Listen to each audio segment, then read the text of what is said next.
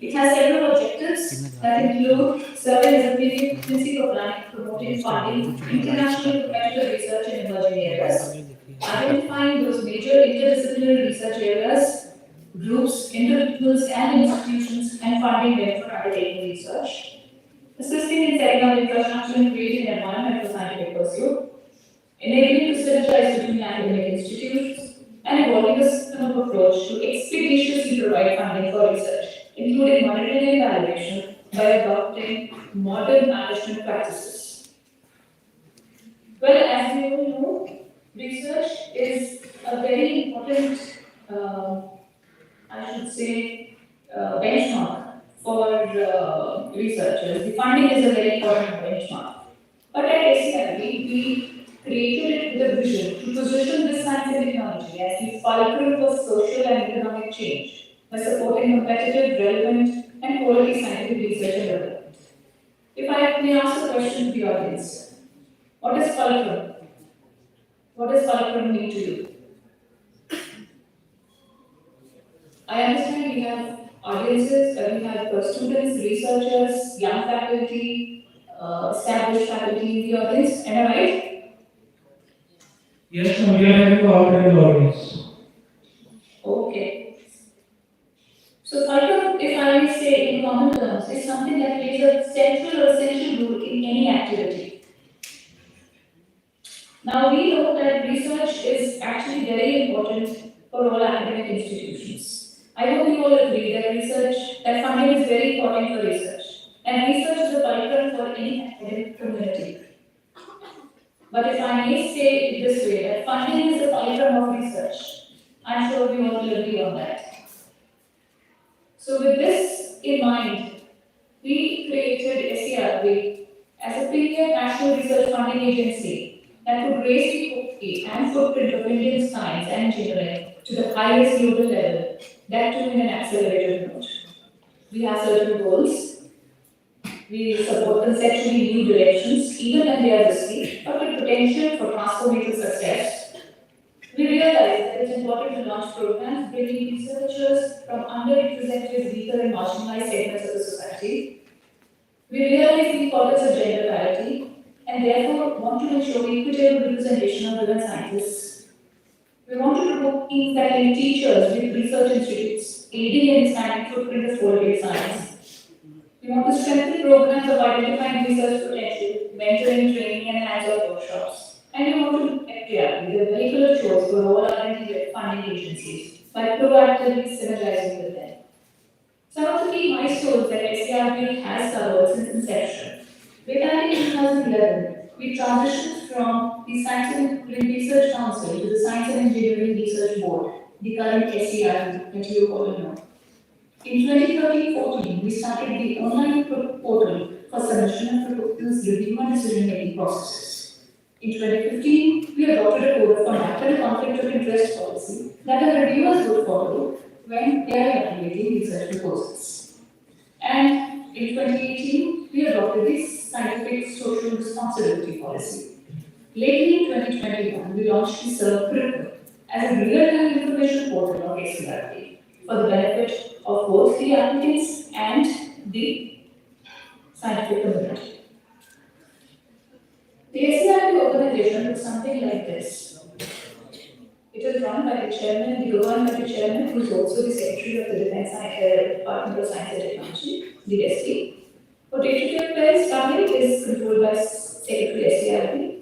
The administration and finance are taken care of by the directors, and these different programs are being coordinated by various program coordinators, who are assisted by member secretaries who look after the day-to-day running of the programs. Within this SCRB framework, we have several stakeholders, starting from our project investigator, who submit the proposals and then, upon recommendation, carry on the projects. We have the member secretaries with whom the project investigators interact on a daily basis, who also run the day-to-day monitoring of the programs. We have peer reviewers who evaluate proposals. We have PAC members, or the program advisory committee members, who help us in the review process. We have programs looking after the different programs that I already mentioned. We have covered the financial authorities, our secretary SCRB, and finally the board of the SCRB. But you would wonder how does that workflow move on? Once your proposal is successfully submitted, it goes into a peer review process, which could be either in one stage, two, or three, depending on the number of proposals that we receive for a particular program. After the peer review process, it goes in for a decision whether it is recommended or not, and then for a financial sanction, where once the documentation is complete. Once it is sanctioned, the project starts its flow, and it undergoes monitoring during the project duration. This peer review mechanism is one of the most important processes in this entire workflow. And how does that move on? For the peer review process, we have a national and international reviewers who help us in the form of program advisory committees or expert committees. We have an award committee, and where is that? Screen, we have different levels. In front of you are three different levels which are projected depending on the amount or the funding requested by any applicant. So, for example, we have proposals which are asking for a funding of up to 80 lakhs. It goes to a first level appraisal where the PSC or the expert committee takes a call of the proposals. In case a proposal is asking for funding more than 80 lakhs, it goes to the second level appraisal where an award committee then takes a look at the proposal and decides on the fundability of the project. In case a proposal is more than 5 crores, it goes to a third level appraisal. Now, you will might be knowing about the different program it is funding, but I might give you a big view in this form, in the form of this program chart. So, broadly speaking, SCRP funds schemes and programs, as seen in this light green panel here. It funds awards and fellowships, as seen in this purple panel here. And of course, we also fund some partnerships and collaborations, both at the national and international level. I will go into each one of these during my presentation one by one. These programs, schemes that you saw in the first slide, are broadly categorized into 6 programmatic themes, which SCRB plans to achieve through these activities, and we call them our pillars of success. We broadly divided them into 6 pillars. 1. Support for core research and innovations. The second, fostering the young researchers. The third, building research networks. The fourth one, strengthening linkage with society. The fifth one, awards and recognition. And the sixth one, supporting science and technology events across the country. The first pillar, I will go through each one of them one by one now. The first pillar is support for core research and innovations. This takes into its umbrella core research programs like the CRG called the Core Research Grant. This is our flagship program, which is individual centric, which supports researchers across the country in all frontier areas of science and engineering, providing support to them for a period of 3 years with no upper limit for funding. It has several areas which fall under this core research grant program, that include chemical sciences, engineering sciences, life sciences, physical sciences, and mathematical sciences. In addition to that, the first pillar also includes something called IRFA, some of you might be familiar with, which is a scheme called the Intensification of Research in High Priority Areas. It deals with setting up centers, units, core groups under one umbrella, which might be falling under the high priority research areas. Something like, for example, we have 3 development areas: the AI-based Earth systems modeling, drug discovery for net studies, COVID-related research, emerging properties of nanoscale methods, etc. These are some programs that we fund under the IRFA. Then there's also the matrix, mathematical research impact center support, and SUPRA, the scientific and useful profound research advance. Now this goes beyond the core research grant and is a grant for high quality proposals which challenge new hypotheses, providing out-of-box solutions. And his spelling of the out-of-box is not a typing mistake, that's intentional. The second pillar that we have is fostering the young researchers. This is through various programs, fellowships. One of them is the TARE, the Teacher Association for Research Excellence. The faculty present among the audience might be well aware of it. This is a program which is sponsored by ISFCP to facilitate research of faculty members at national institutes such as IITs, ISC, ISRS, NIT, CSIR, ICMR labs, so that they can go to those labs and get a feel of the work culture there. The students, after completing their PhD, look for postdoctoral fellowships. One of the most sought after and looked up to is the National Postdoctoral Fellowship.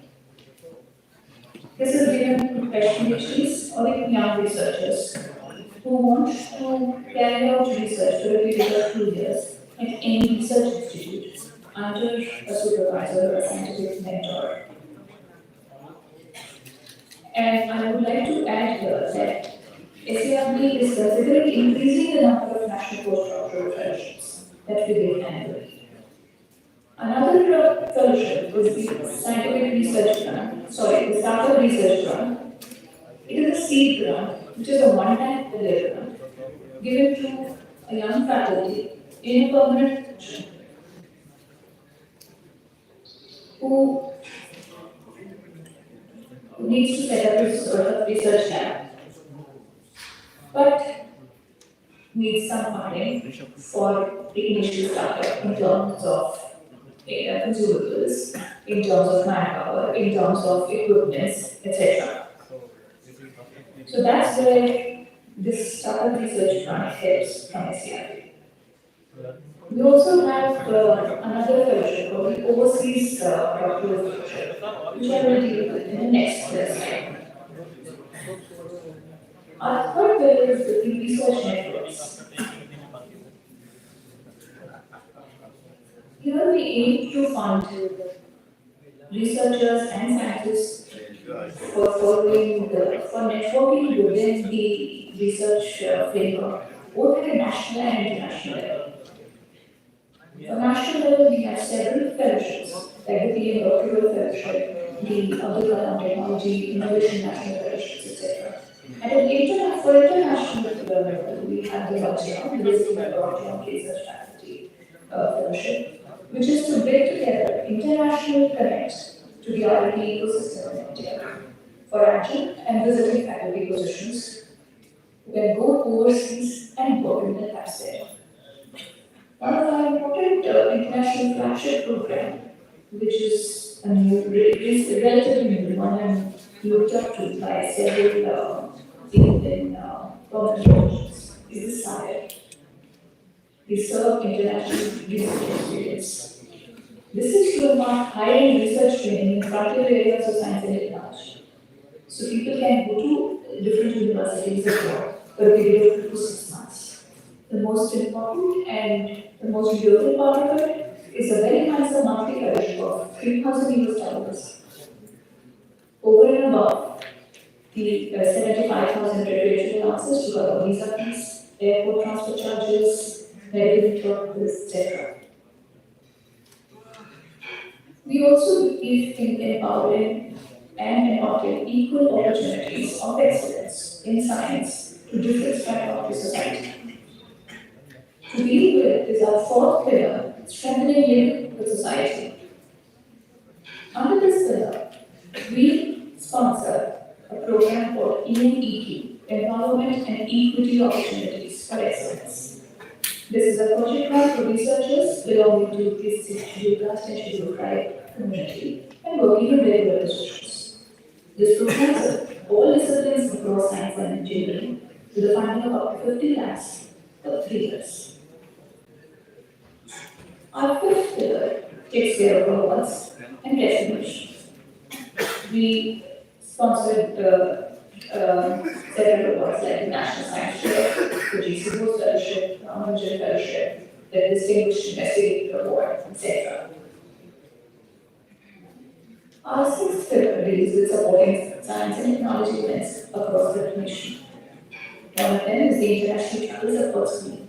Some of you might be aware that it is a program to support researchers for attending international conferences, presenting a paper, chairing a session, or delivering a keynote address. This is support given to organizational programs, workshops, summer winter schools, etc. The age limit is 35 years, so young scientists, researchers, PhD scholars, they all can avail of this scheme.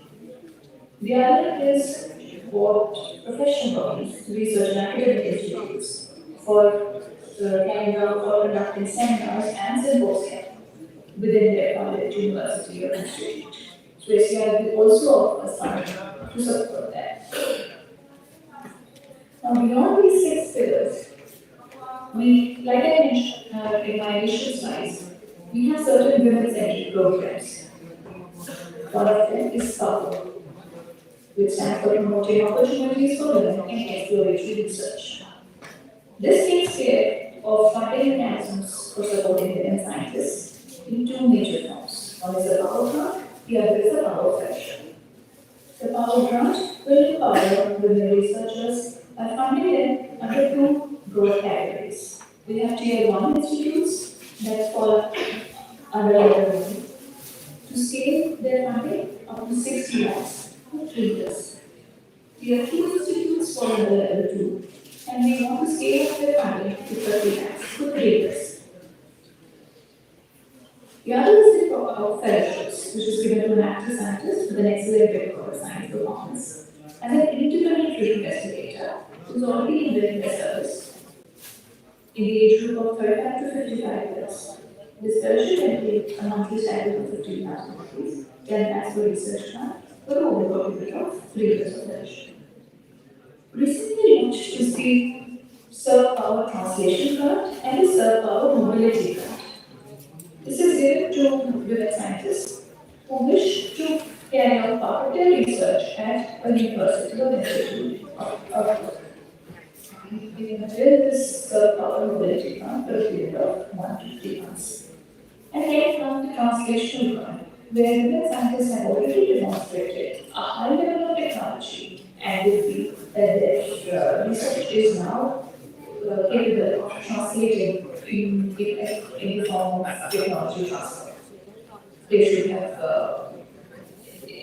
should have shown their research in the form of patents, publications, etc. Beyond these six pillars, we also have two very important programs. The Serve Tetra and the Serve Star. The Serve Tetra is a technology translation award which is provided to competitively funded co-research grant courses, but which have developed a significantly high level of technology, which is up to technology readiness level of 5 or beyond. Submissions under this Tetra can be made only by the investigators of ongoing research, and all extramural grants completed by them in the last 3 years, where the project investigator holds or applies for a patent. He or she can then apply for a Serve Tetra grant. The next one is the Serve Star grant. It stands for Science and Technology Award for Research. This is given to researchers who have shown exemplary contribution in research. So to motivate these project investigators in ongoing projects of outstanding performance, who have completed innovation-centered serve projects in previous 3 financial years and have been rated excellent. They are recognized by giving this Serve Star Award in the form of a fellowship of 15,000 per month, a research grant of 10 lakh per annum, and 1 lakh over 8 years, for a period of 3 years. In addition to that, I would like to bring forth and mention certain serve initiatives that we have carried on as part of special calls in the form of serve initiatives, especially when the COVID-19 pandemic struck SCIP funded COVID-19 related R&D initiatives in the form form of antiviral nanomaterials and nanomaterial systems, drug repurposing against key COVID-19 targets, bringing across affordable, portable, rapid diagnostic kits and tools. Also undergoing in vitro clinical dose testing of nutrition supplements, clinical competence and innovations concerning make in India oxygen concentrators, etc. Well, the road to research is huge, and this is the message I like to give to all the research fraternity listening to me. But we at SCRP are there to support you. And with this assurance, I would like to thank each one of you for your patience here. Thank you. Thank you for such a wonderful presentation. And now the house is open for any question or queries. Dr.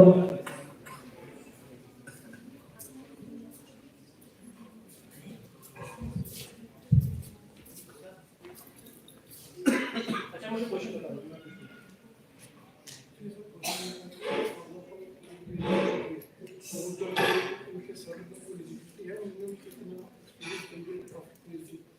And Dr. Ram want to ask a very genuine and relevant question. If person is currently past his PhD, so is there any specific scheme or program in the SCRP the person can make a project and put into the SCRP?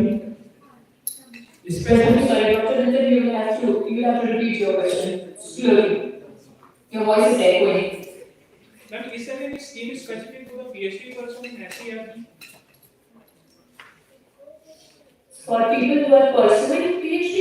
No, currently completed. So those who have completed their PhD, we do offer postdoctoral fellowships, the National Postdoctoral Fellowship, which students who have recently completed PhD can apply for as a postdoctoral fellowship within India.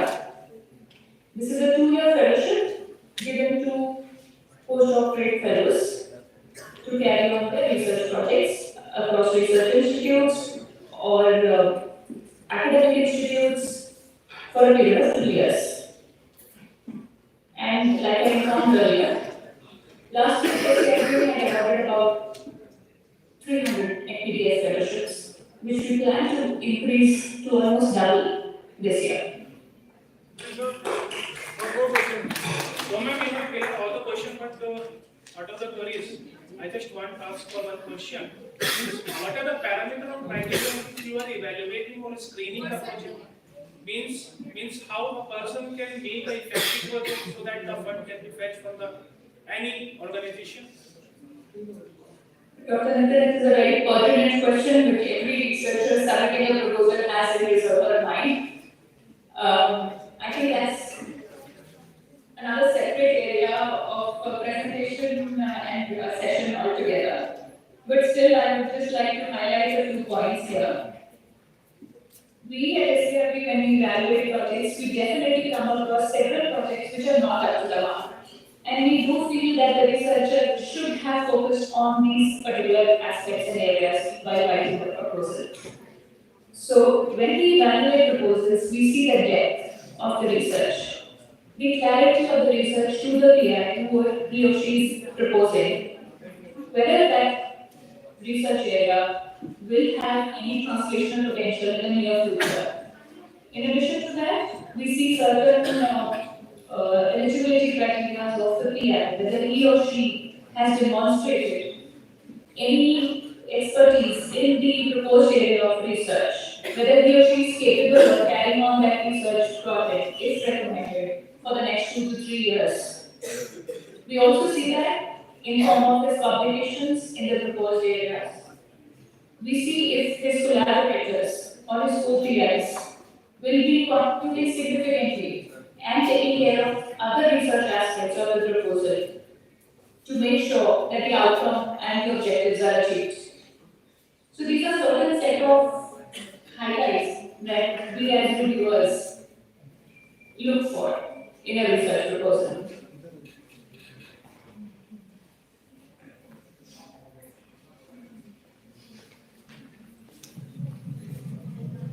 And yes, there's another question. Dr. Manager. Yes, sir, I am audible. Yes, absolutely. Please go on. My question is, as the things proceed by you regarding the postdoc, is it possible in India or in case of abroad also? So we have options for both national fellowships as well as overseas postdoc fellowships. National fellowships primarily are PMP led. For the global fellowships, we have the OPDF, overseas postdoctoral fellowships, which people can apply for if they want to carry out postdoc research outside India. And in case of people who are already in regular positions but still want to provide to carry out research, for example, a young faculty here wants to hone their research skills for a period of 3 to 6 months, we have the SAR fellowship. So they need to get in touch with a mentor in their university abroad who is willing to take them in as a research scholar for that duration, while the funding comes from us. The fellowship of that student or the researcher comes from us, but the research is done abroad. The travel is also taken care of us, the insurance, visa fees, all that is taken care of us by us. Okay, ma'am, one more question.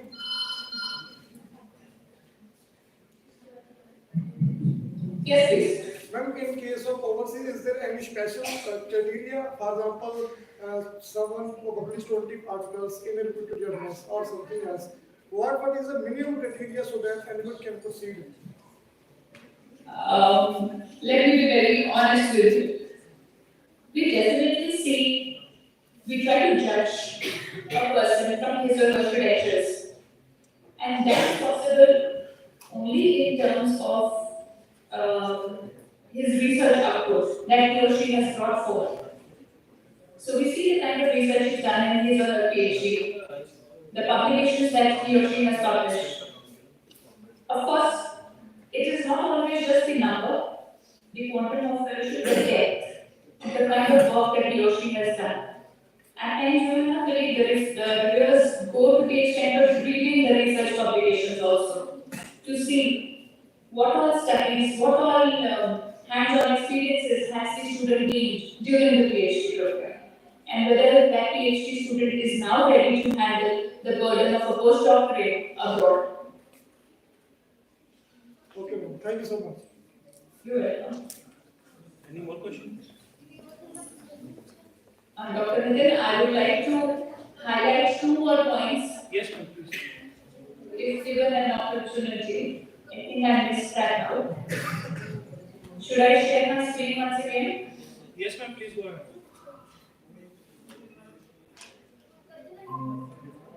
Are you able to see my screen? Okay, so as I mentioned in my first slide, we take care of modern management practices, whereby we try to encourage all our applicants, all our judges to apply for funding to us through our portal called the Search Online portal. And as of date, this is a earlier figure, but we have more than 1.5 lakh stakeholders who already connected to SCRP through this online portal. And like I mentioned to you, we have this recently launched the program Information System and Management, the PRISM, which gives a glimpse of the entire plethora of scientific areas that we fund as a research funding agency.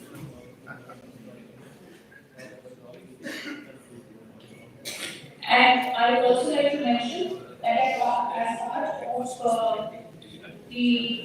our initiative of giving back to the society, we also like to encourage our project investigators to take up something called the scientific social responsibility.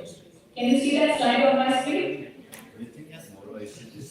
So here we urge our project investigators to open their doors, share their infrastructure that they have created through self-funded projects to other researchers across various other institutes and universities to mentor and train some researchers, to foster research culture amongst them, to reach out to school children, to disseminate knowledge, and to care for such scientific services, for which we as a funding agency fund them separately for these societal benefits. Very good initiative by the SCR. And now I would like to invite Dr. Alok. Please sum up the session.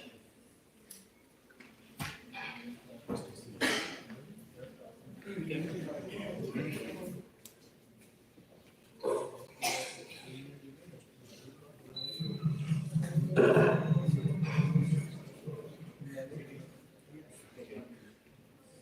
evening, ma'am. And this was a very wonderful session. And you have covered about the different funding opportunity in SERC. And I think the audiences, they are linked with the basically offline, and as per the offline mode, they have listened properly and they make a plan basically in their mind what they have to do, being a basic researcher from the undergraduate to the postdoc or PhD completions. So, and you have given such a beautiful talk. You have covered basically the women opportunities, women funding opportunities, postdoc opportunities, and the selection of the projects. How we have what the main important point we have to consider during the project writing, and what is the importance of the collaboration, and what is the importance of the paper writing or paper when we are publishing paper, and which type of the projects we have to submit at the search for the funding opportunities. Not only this, you have also highlighted the different opportunities for the travel grants, how a researcher, not only research, PhD registered basically graduate also, and postgraduate student also, they can see and they can think about the travel grant for the conference attending. So this was definitely the audiences, they get the benefit of the all the opportunities, because what we have seen, because in the during the session and the researcher basically they lack the opportunities, the funding opportunities. They will get the knowledgeable session, but this was a very unique and very different. And I wish and I hope that all the audiences definitely now they came to know about the importance of the funding opportunities. So once again, thank you for enlightening us and thank you for being with us, ma'am. And we wish that for the next time you will be here at ISFCON Farm BC physically. And so we wish to again invite you for the ISF Moga. And thank you very much. This was the virtual session. Thank you, ma'am. Thank you so much. And I'm sorry I could not be there in person due to some official commitments. But yes, thanks for extending that warm welcome and invitation. Next time I'll be there in person. Thank you.